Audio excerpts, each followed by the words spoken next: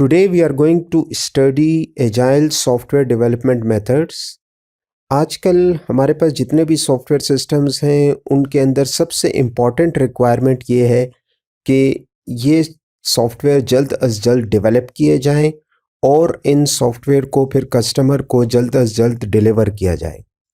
हमारे पास क्योंकि business requirements आजकल बहुत ही तेज़ी के साथ चेंज हो रही हैं, तो उस हिसाब से फिर हमारे पास कोई ऐसा हम स्टेबल रिक्वायरमेंट्स स्पेसिफाई नहीं कर सकते, बल्कि हमारा जो सॉफ्टवेयर है उसको भी तेज़ी के साथ इवॉल्व करना है ताकि वो बिज़नेस की नीड्स को, बिज़नेस की रिक्वायरमेंट्स को पूरा कर सकें। तो हमने पहले जो दो प्रोसेसेस स्टडी किए थे, plan driven processes. Plan driven development आप कुछ सिस्टम्स के अंदर तो यूज़ कर सकते हैं, लेकिन जहाँ पर ये बिज़नेस रिक्वायरमेंट्स चेंज हो रही हों और वो भी काफ़ी तेज़ी के साथ चेंज हो रही हों, तो वहाँ पर फिर हम प्लान ड्रिवन अप्रोचेस या प्लान ड्रिवन डेवलपमेंट को यूज़ नहीं कर सकते। इसी मसले को हल करने के लिए फिर 1990s के अंदर जो है हमारे पास एजाइल मेथड्स निकलना शुरू हुए और लोगों ने उनको अडॉप्ट किया ताकि हम जल्द अज जल्द जो है वो कस्टमर को सॉफ्टवेयर की डिलीवरी कर सकें। सबसे पहले हम ये देखते हैं कि एजाइल मेथड्स क्यों हम इस्तेमाल करते हैं। हम वाटरफॉल मॉडल को एज एन एग्ज़ाम्पल ले लेते हैं ताकि हम उसके साथ कंपैरिजन कर सकें। वाटरफॉल मॉडल के अंदर जैसे कि हमने पहले स्टडी किया था कि हमारे पास डिस्टिंक्ट फेजेस मौजूद होते हैं, जहाँ पर आप पूरे सॉफ्टवेयर के लिए पहले रिक्वायरमेंट्स गैदर करते हैं, फिर उसके बाद आप सॉफ्टवेयर का डिज़ाइन बनाते हैं पूरे सॉफ्टवेयर के लिए, फिर उसके बाद आप उसकी कोडिंग या इम्प्लीमेंटेशन करेंगे, प्रोग्रामिंग करेंगे बेस्ड ऑन द डिज़ाइन, और फिर टेस्टिंग होगी, वैलिडेशन, वेरिफिकेशन होगी, और आखिर में सॉफ्टवेयर डिप्लॉय होकर, इंस्टॉल होकर, उसके बाद जो है उसकी मेंटेनेंस का फेज़ स्टार्ट होगा। लेकिन ये पूरा वाटरफॉल मॉडल जो है ये दो एजम्पशंस पे काम करता है। नंबर वन ये कि आपकी जो रिक्वायरमेंट्स हैं वो 100% क्लियर हैं। प्रोजेक्ट जो स्टार्ट करने से पहले हम रिक्वायरमेंट्स को अच्छी तरह से प्रिडिक्ट कर सकते हैं, एक्यूरेटली हम प्रिडिक्ट कर सकते हैं कि हमने किस किस्म का सॉफ्टवेयर बनाना है, और ये रिक्वायरमेंट्स जो हैं ये फिर स्टेबल रहेंगी, ये चेंज नहीं होंगी। नंबर सेकंड एजम्पशन ये है कि जो ट्रांसलेशन हो रही है बिटवीन द फेजेस वो भी परफेक्ट है। ट्रांसलेशन से मुराद यहाँ पे ये है रिक्वायरमेंट्स जो कस्टमर की नीड्स हैं, जो कस्टमर अपने सॉफ्टवेयर के अंदर जो जो फीचर्स चाह रहा है, अपने सॉफ्टवेयर में जो फंक्शनलिटीज़ लाना चाह रहा है, वो सही तरीके से ट्रांसलेट हों डिज़ाइन डॉक्यूमेंट में, और वही उसी के हिसाब से डिज़ाइन बनाया जाए जो कस्टमर की नीड्स हैं, और कस्टमर इसी डिज़ाइन को फिर सही तरह से प्रोग्रामर जो है वो ट्रांसलेट करे कोड के अंदर, और फिर उसके बाद ताकि जो एंड प्रोडक्ट बने वो बिल्कुल कस्टमर की नीड के हिसाब से हो। लेकिन नॉर्मली ऐसा होता नहीं है, क्योंकि जो रिक्वायरमेंट इंजीनियर है वो कस्टमर की रिक्वायरमेंट्स को बाज़ औक़ात अच्छे तरीके से समझ नहीं सकता, और वो जो कुछ समझता है वो फिर डिज़ाइनर सही तरीके से उसको इंटरप्रेट नहीं कर सकता। डिज़ाइनर उससे कुछ और मतलब ले लेता है, और डिज़ाइनर ने जो डिज़ाइन डॉक्यूमेंट्स बनाए होते हैं फिर प्रोग्रामर उससे कुछ और मतलब ले लेता है। तो इसको ट्रांसलेशन इशू कहते हैं, यानी कि एक फ़ेज़ से जब आप दूसरे फ़ेज़ में जा रहे हैं तो वहाँ पर मिसअंडरस्टैंडिंग हो रही है। कस्टमर की रिक्वायरमेंट्स कुछ और थी, लेकिन उस डिज़ाइन कुछ किसी और चीज़ का बना, और फिर प्रोग्रामिंग जो है वो किसी और चीज़ की ही हुई। ये सारे प्रॉब्लम्स हमारे पास 1980s 1990s के अंदर सामने आते रहे, जिनको फिर हल करने के लिए हमारे पास एजाइल मेथड्स जो हैं वो इजाद हुए। एजाइल मेथड का फोकस कोड के ऊपर है रादर देन डिज़ाइन, और इसके अंदर जो है वो हम इंक्रीमेंट्स में सॉफ्टवेयर बनाते हैं, छोटे छोटे पार्ट्स के अंदर सॉफ्टवेयर बनाते हैं।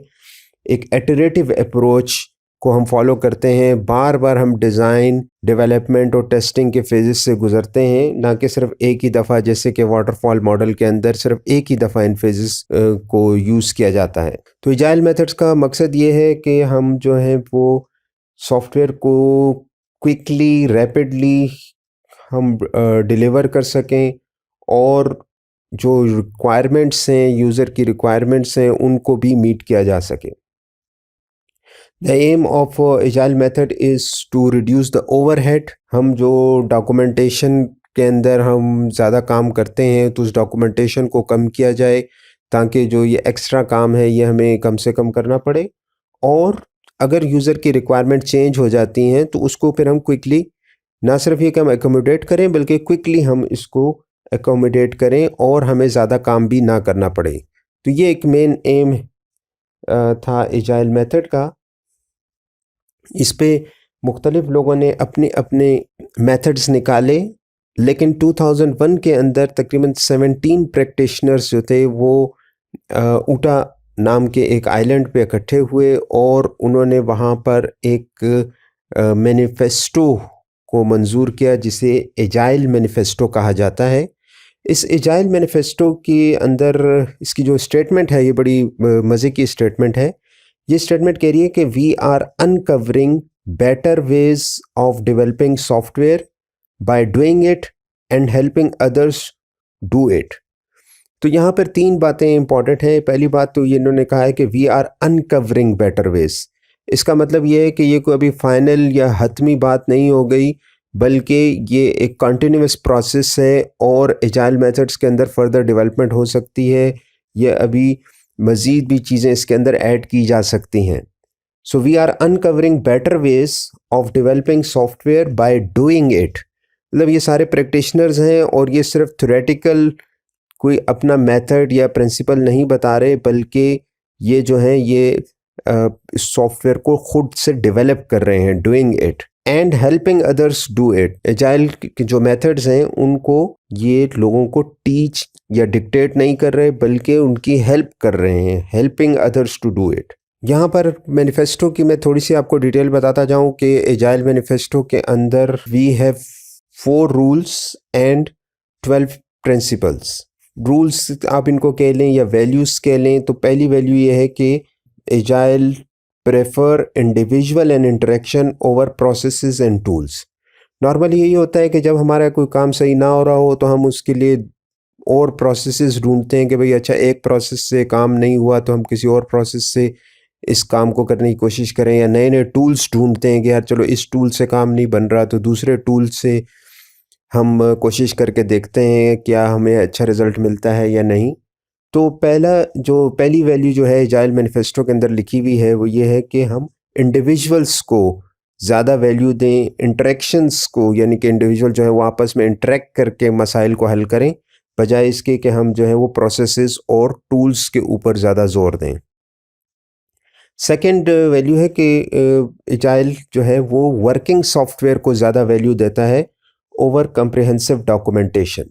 हमने देखा वाटरफॉल के अंदर वो डॉक्यूमेंट ओरिएंटेड प्रोसेस मॉडल है, जिसके अंदर हर एक फेस के बाद आपको कुछ ना कुछ डॉक्यूमेंटेशन करनी पड़ती है। लेकिन जो एजाइल का कॉन्सेप्ट है वो ये है कि हम वर्किंग सॉफ्टवेयर के ऊपर ज़्यादा जोर दें, ना कि डॉक्यूमेंटेशन के ऊपर, क्योंकि at the end of the day customer को जो चीज़ चाहिए वो तो सॉफ्टवेयर चाहिए। डॉक्यूमेंटेशन तो हमारी आसानी के लिए as a developer, as a software engineer हम अपनी आसानी के लिए बनाते हैं। कस्टमर को तो डॉक्यूमेंटेशन से कोई गर्ज नहीं है और उसको डॉक्यूमेंटेशन चाहिए भी नहीं, उसको सॉफ्टवेयर चाहिए। तो एजाइल का फोकस यही है कि हम सॉफ्टवेयर, वर्किंग सॉफ्टवेयर के ऊपर ज़्यादा जोर दें, ना कि डॉक्यूमेंटेशन बनाने पे और उसके ऊपर ज़्यादा जोर दें। थर्ड वैल्यू एजाइल की है कि कस्टमर कोलैबोरेशन के ऊपर ज़्यादा जोर दिया जाए इंस्टेड ऑफ कॉन्ट्रैक्ट नेगोशिएशन।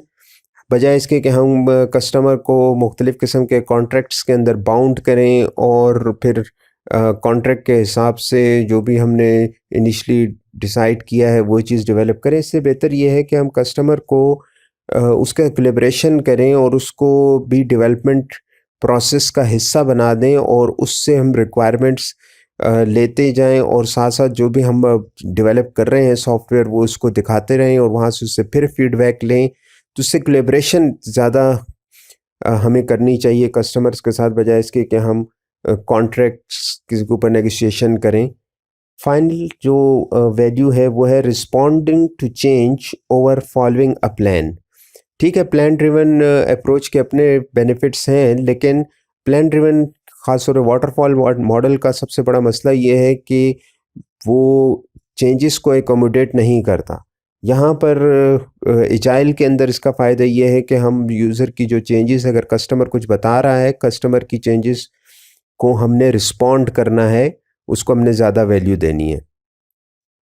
याद रहे कि यहाँ पर इसका मतलब बिल्कुल आपने ये नहीं लेना कि हमने ये 4 चीज़ें जो यहाँ पे स्पेसिफ़ाई की हुई हैं, individual and interaction, working software, customer collaboration और रिस्पॉन्डिंग टू चेंज, तो ये 4 चीज़ें इम्पॉर्टेंट हैं और इनको हम ले रहे हैं, और बाकी चीज़ें जो हैं वो गैर इम्पॉर्टेंट हैं, जैसे प्रोसेसेस एंड टूल्स और डॉक्यूमेंटेशन और कॉन्ट्रैक्ट और प्लान, ये गैर इम्पॉर्टेंट हैं और इसको हम छोड़ रहे हैं। एजाइल के अंदर ऐसा नहीं है। ये वैल्यूज़ जो कि यहाँ पे स्पेसिफ़ाई की गई हैं, तो राइट साइड वाली चीज़ों के अंदर भी उनकी भी वैल्यू है, डॉक्यूमेंटेशन की, टूल्स की, प्रोसेसेस की, कॉन्ट्रैक्ट्स की, प्लान्स की, लेकिन लेफ़्ट की तरफ जो हमने चीज़ें देखी हैं, तो इनकी भी वैल्यू है, हम इनको एजाइल के अंदर ज़्यादा वैल्यू देते हैं। इसी तरह फिर एजाइल मैनिफेस्टो के अंदर जो है वो 12 प्रिंसिपल्स हैं। यहाँ मैं सबको तो कवर नहीं कर रहा, लेकिन हम कुछ को देख लेते हैं। जैसे कि है कस्टमर इन्वॉल्वमेंट। मैंने आपको बताया कि कस्टमर को भी part of the development team हम बना लेते हैं और डेवलपमेंट प्रोसेस के अंदर हम उसको इन्वॉल्व कर लेते हैं, और उसको जो है फिर हम बताते हैं सारी रिक्वायरमेंट्स को प्रायोरिटाइज़ करना, और इसी तरह रिक्वायरमेंट्स को प्रोवाइड करना, ये यूज़र कस्टमर का काम है। और फिर जब कोई हम प्रोडक्ट बना लेंगे, उसको वैल्यूएट करना भी कस्टमर का काम है। इसी तरह इंक्रीमेंटल डिलीवरी होती है एजाइल के अंदर। हम सारा का सारा सॉफ्टवेयर इकट्ठे नहीं बनाते, बल्कि छोटे छोटे से इंक्रीमेंट्स में, पार्ट्स में सॉफ्टवेयर को डेवलप करते हैं। पीपल को, इंडिविजुअल्स को ज़्यादा वैल्यू दी जाती है एजाइल के अंदर प्रोसेसेस की बजाय।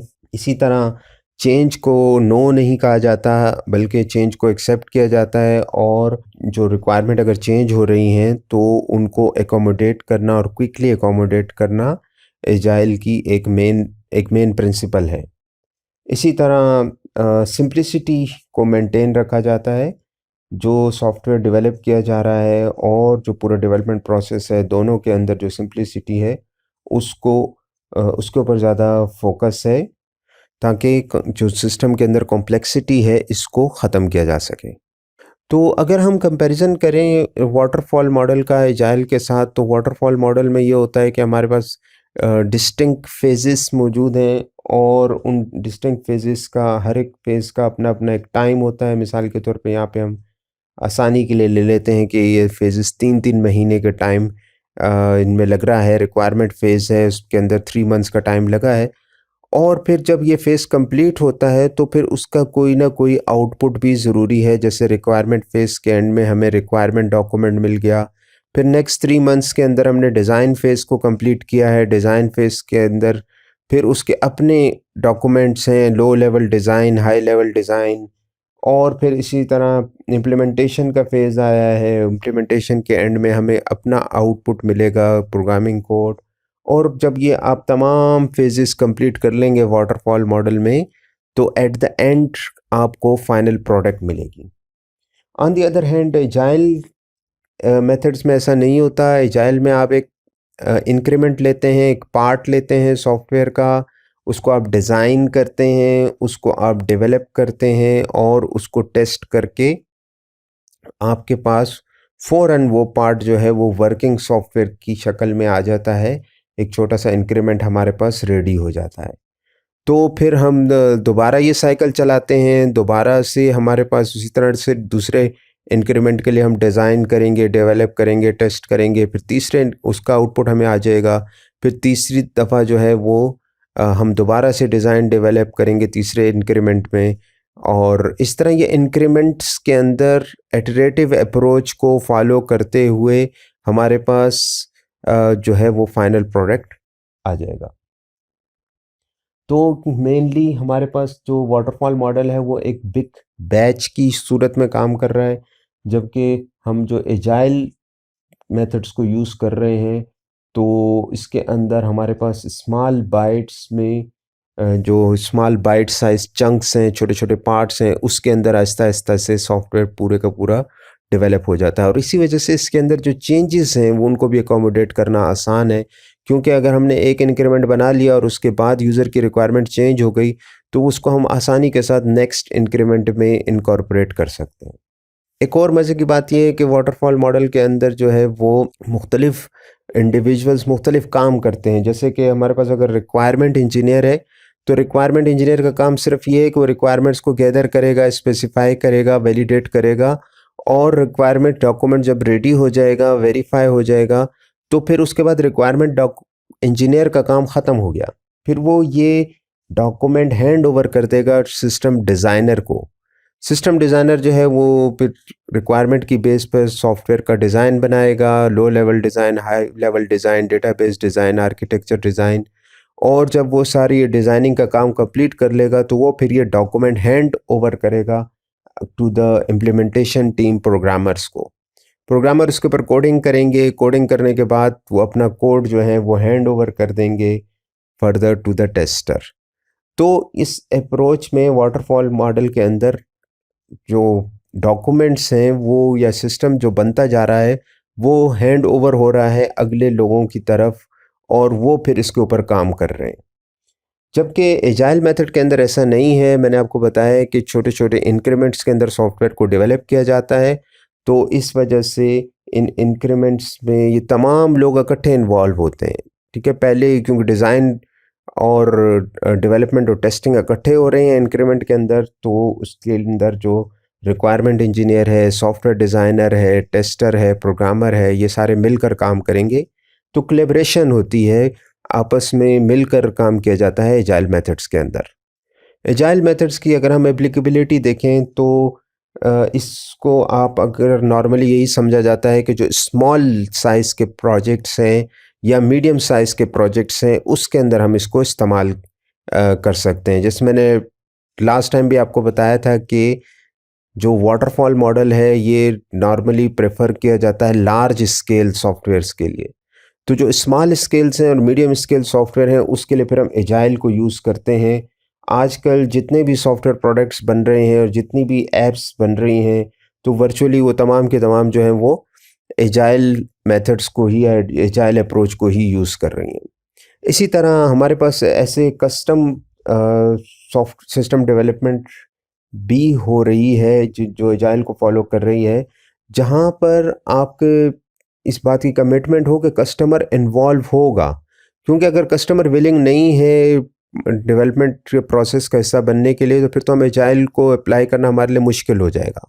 एजाइल के लिए ज़रूरी ये है कि कस्टमर जो है वो विलिंग हो, वो डेवलपमेंट प्रोसेस का हिस्सा बने और कमिटेड हो, वो अपना फीडबैक दे, और जो भी अगर वो चेंजेस करवाना चाह रहा है रिक्वायरमेंट्स के अंदर तो वो अपने वो चेंजेस सही तरीके से वो बताए टाइम के ऊपर। तो ऐसी जगह पर भी हम एजाइल को इस्तेमाल करते हैं, और फिर वहाँ पर भी हम एजाइल को यूज़ करते हैं जहाँ पर एक्सटर्नल किसी किस्म की रूल्स या रेगुलेशंस जो हैं वो सॉफ्टवेयर को इफ़ेक्ट ना कर रहे हों या बहुत ही कम कर रहे हों। यहाँ पे क्वेश्चन बनता है कि क्या एजाइल जो है वो सिर्फ फिर स्मॉल साइज़ प्रोजेक्ट्स के लिए ही हम इस्तेमाल कर सकते हैं? तो इसके लिए एक सर्वे किया गया था 2015 के अंदर, जिसमें तकरीबन 10,000 प्रोजेक्ट्स को का ये सर्वे था, और उसमें कंपैरिजन किया गया था कि हमारे पास एजाइल अप्रोच ज़्यादा अच्छी है या वाटरफॉल को हम फॉलो करें। और इसके अंदर हम देख सकते हैं कि स्मॉल साइज़ प्रोजेक्ट्स में तो एजाइल अच्छा है ही, तकरीबन इसका सक्सेस रेट जो है वो 58% है as compared to waterfall model जिसका सक्सेस रेट 44% है। इसी तरह मीडियम साइज़ में भी अगर हम देखें तो मीडियम साइज़ में भी एजाइल जो है वो ज़्यादा सक्सेसफुल है, उसके 27% उसका सक्सेस रेट है। लेकिन मज़े की बात ये है कि लार्ज स्केल सॉफ्टवेयर के अंदर भी जो एजाइल है उसका सक्सेस रेट ज़्यादा है 18%। 18% आप कह सकते हैं कि कोई इतना अच्छा सक्सेस रेट तो नहीं है 100 में से 18, लेकिन आप अगर इसको कंपेयर करें विद वाटरफॉल प्रोसेस मॉडल तो इनके कंपैरिजन में एजाइल लार्ज स्केल प्रोजेक्ट्स के लिए भी अच्छा है। तो यहाँ से इस सर्वे के हिसाब से तो हमें पता चल रहा है कि तीनों लेवल्स पर लार्ज स्केल हो या स्मॉल स्केल हो या मीडियम स्केल का प्रोजेक्ट हो, वहाँ पर हम एजाइल को इस्तेमाल कर सकते हैं। उसका सक्सेस रेट यही शो कर रहा है।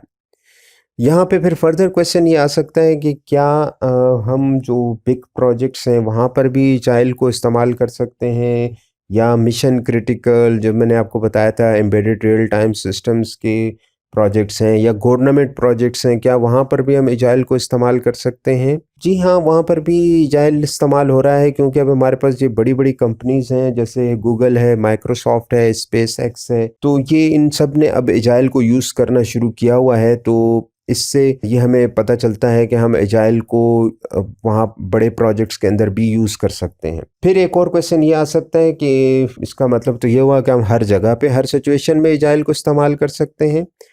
इसका आंसर नो में है, क्योंकि जब आपके पास रिपीटेबल वर्क होगा या प्रिडिक्टेबल वर्क होगा, जैसे कि आपको पहले से पता है कि रिक्वायरमेंट्स क्या हैं, प्रिडिक्ट आप कर सकते हैं, तो फिर वहाँ पर वाटरफॉल मॉडल जो है वो ज़्यादा बेहतर है। वहाँ पे फिर हमें जो एजाइल को यूज़ नहीं करना चाहिए। एजाइल की कुछ प्री रिक्विजिट्स भी हैं, जैसे कि मैंने पहले भी बताया कि कस्टमर्स की इन्वॉल्वमेंट बड़ी इम्पॉर्टेंट है। तो क्लोज कोलैबोरेशन होनी चाहिए बिटवीन बिजनेस एंड यूज़र्स। तो अगर कस्टमर्स इन्वॉल्व नहीं हो रहा या वो कमिटेड नहीं है या कोलैबोरेशन नहीं हो पा रही, तो फिर वहाँ पर एजाइल को इस्तेमाल नहीं किया जा सकता। इसी तरह जो टीम जो है वो भी रिक्वायरमेंट चेंज को एक्सेप्ट करने के लिए रेडी हो।